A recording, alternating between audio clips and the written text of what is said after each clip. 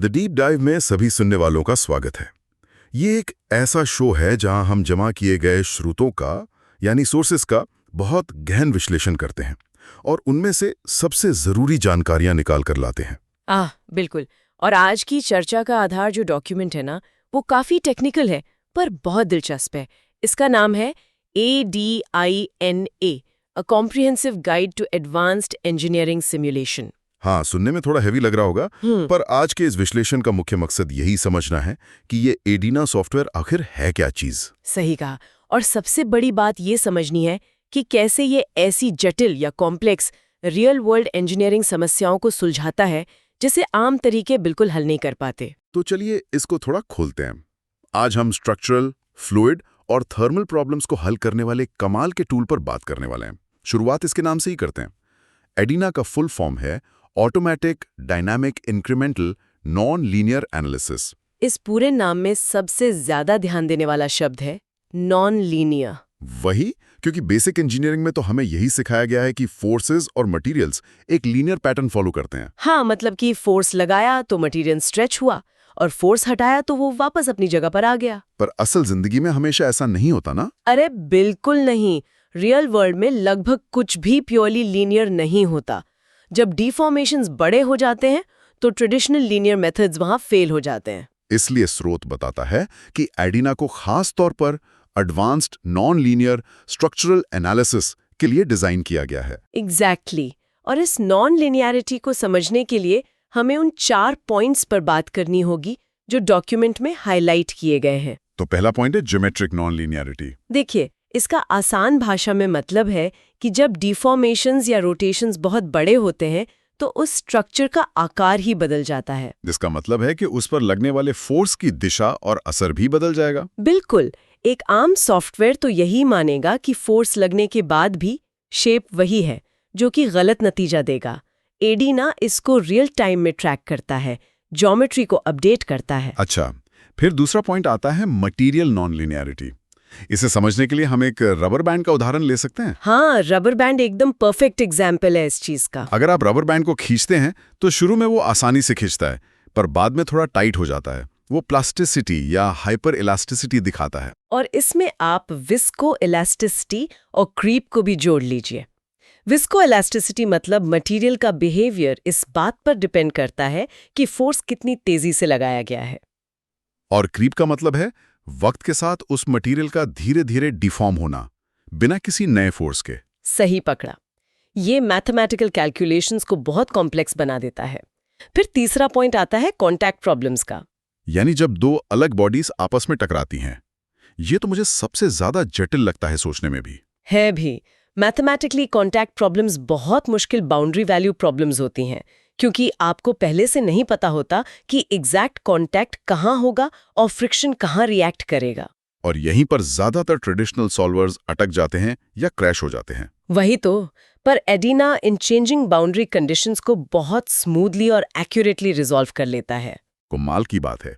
और चौथा आखिरी पॉइंट था डायनामिक और ट्रांजिएंट स्ट्रक्चरल बिहेवियर। इसका मतलब है ऐसी फोर्सेस जो वक्त के साथ बहुत तेजी से बदलते हैं, जैसे अचानक आने वाला झटका, कोई ब्लास्ट या लगातार होने वाला वाइब्रेशन। तो यहाँ पर फोर्स स्टैटिक नहीं होता, बल्कि एक्सेलरेशन और इनर्शिया का बहुत बड़ा रोल होता है। एडिना इन ट्रांजिएंट्स को टाइम स्टेपिंग मेथड्स से सॉल्व करता है। बिल्कुल।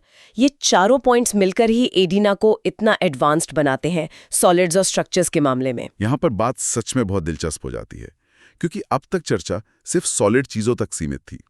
पर हवा और पानी का क्या? Fluid dynamics.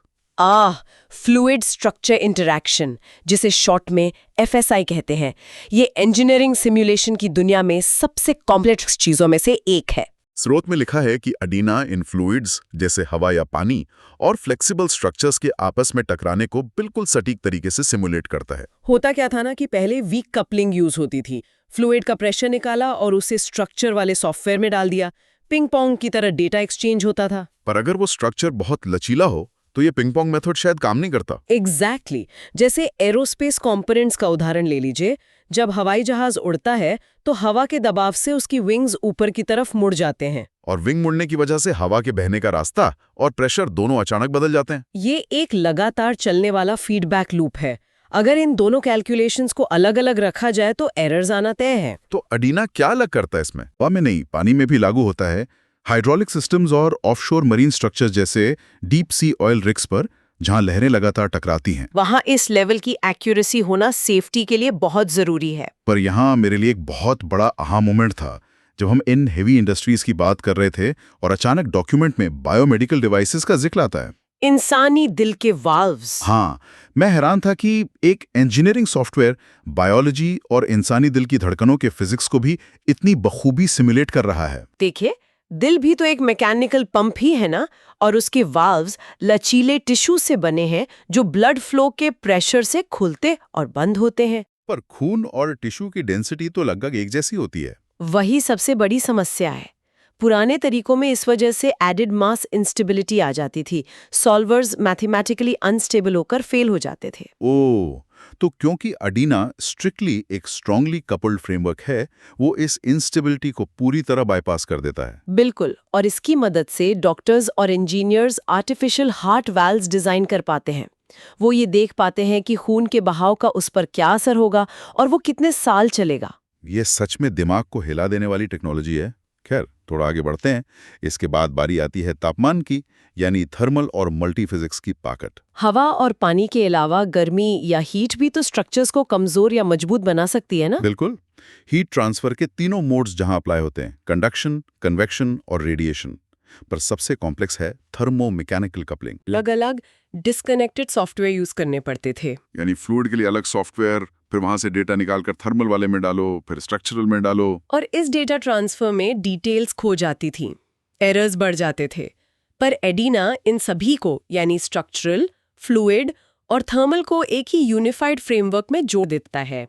इस इंटीग्रेटेड मल्टीफिजिक्स अप्रोच से फायदा ये होता है कि इंजीनियर्स अप्रॉक्सीमेशंस या अंदाजे पर निर्भर नहीं रहते।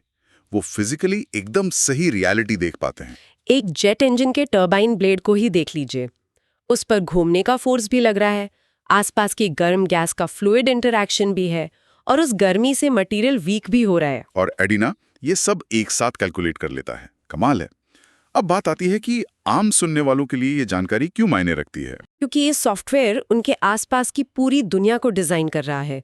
उनकी बेसिक सेफ्टी इस पर निर्भर है। जैसे सिविल इंजीनियरिंग में भूकंपरोधी बिल्डिंग्स, बड़े पुल, बांध और टनल्स का डिजाइन। जब भूकंप आता है तो फाउंडेशन में माइक्रो क्रैक्स आते हैं, मटेरियल स्ट्रेंथ खोता है। ये एक एक्सट्रीम नॉन लिनियरिटी है। और एडिना का non linear dynamic simulation engineers को बताता है कि बिल्डिंग कैसे बचेगी। इसके अलावा मैकेनिकल और एरोस्पेस इंडस्ट्रीज में प्रेशर वेसल्स या एयरक्राफ्ट स्ट्रक्चर्स, हर जगह एक ही चीज सबसे इंपॉर्टेंट है, और वो है भरोसा। डॉक्यूमेंट में इसे एक टर्म दी गई है, रिलायबल कन्वर्जेंस। कन्वर्जेंस यानी जब सॉफ्टवेयर मैथमेटिकली सही जवाब ढूंढ लेता है। हाँ, इतनी जटिल और अनस्टेबल सिचुएशंस में भी एडिना हार नहीं मानता। इसके टाइम स्टेपिंग और आइटरेशंस ट्रू इक्विलिब्रियम स्टेट को निकालकर ही लाते हैं। और यही वजह है कि सेफ्टी क्रिटिकल एप्लीकेशंस में दुनिया की बड़ी रिसर्च लैब्स इस पर इतना भरोसा करती हैं। चलिए, इस सारी चर्चा का एक निष्कर्ष निकालते हैं। मैं बस इतना कहूंगी कि एडिना सिर्फ एक स्टैंडर्ड लिनियर एनालिसिस टूल नहीं है। ये एक बेहद ज़रूरी और भरोसेमंद सिमुलेशन एनवायरनमेंट है, इनोवेशन और परफॉर्मेंस ऑप्टिमाइजेशन के लिए। बिल्कुल।